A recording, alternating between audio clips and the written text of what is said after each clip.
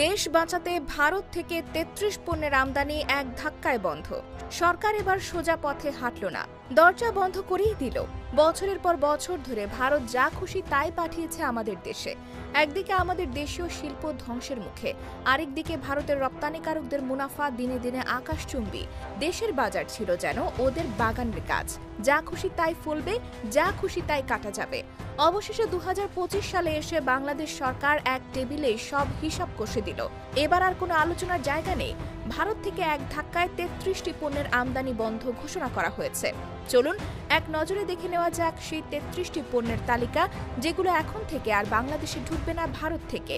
Duplex board, newsprint, kraft paper, cigarette paper, মাছ, সুতা, আলু, গুঁড়ো দুধ, তামাক, রেডিও যন্ত্রাংশ, টিভি যন্ত্রাংশ, সাইকেল যন্ত্রাংশ, মোটর যন্ত্রাংশ, ফর্মিকা শিট, সিরামিক সামগ্রী, স্যানিটারি সামগ্রী, স্টেনলেস স্টিল সামগ্রী, মার্বেল স্ল্যাব, টাইলস, মিশ্র কাপড়, ছাপানো কাপড়, ডিনার সেট ও গ্লাসওয়্যার, কৃত্রিম রেশমি সুতা, সস্তা প্যাকেটজাত নুডলস, সৌন্দর্য চর্চার প্লাস্টিক সামগ্রী, প্লাস্টিক চামচ, বাজারজাত প্লাস্টিক বালতি, অ্যালুমিনিয়াম পাত, সস্তা ইলেকট্রিক সুইচ ও ফিটিংস, থার্মোকল ও ইউপিএস বক্স, কম দামি ফার্নিচার কাঠ, বাজেট রেঞ্জ কিচেন সেট, গৃহস্থালী প্লাস্টিক সামগ্রী।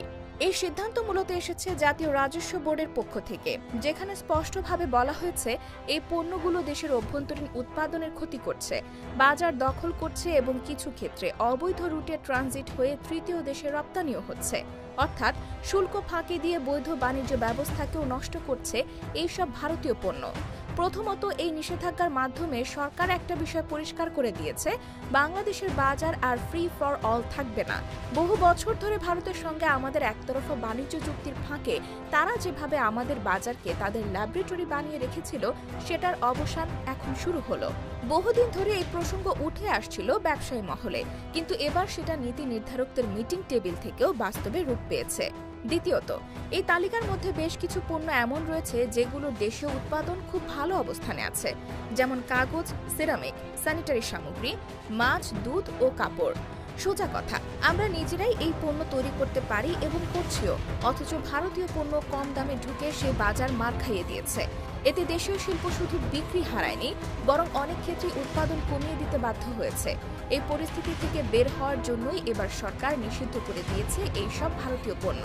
তৃতীয়ত, এই নিষেধাজ্ঞার একটি গুরুত্বপূর্ণ দিক হলো এটা প্রাক বাজেট নীতিমালার অংশ হিসেবে ঘোষণা করা হয়েছে।